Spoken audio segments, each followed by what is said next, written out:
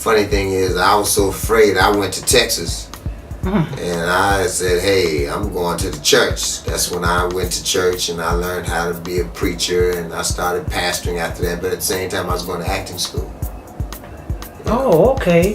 So you you did your schooling in Texas? Yeah, well, see, when I left Memphis, I got to Texas, the weather was like 85 degrees. It had to be Christmas time. I was overwhelmed. I said, this is dope.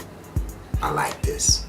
You know, so I stayed, but I didn't want the police. I figured they after him, they must know me, because we riding around, you know, in a truck that we got construction on the side with hard hats and belts with hammers and whatnot on, you know, pretending like we carpenters when we really selling drugs, you know.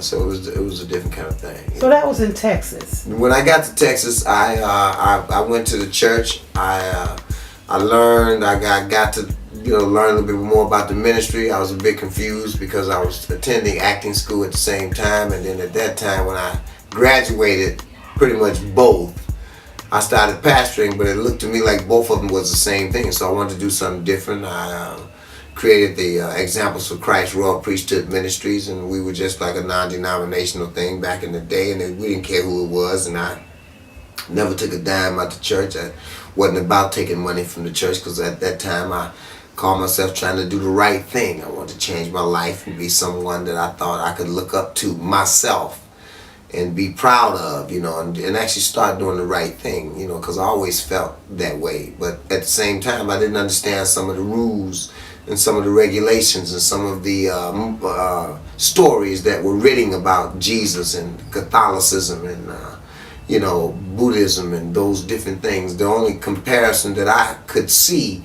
that made any sense with all of them was the one thing, love.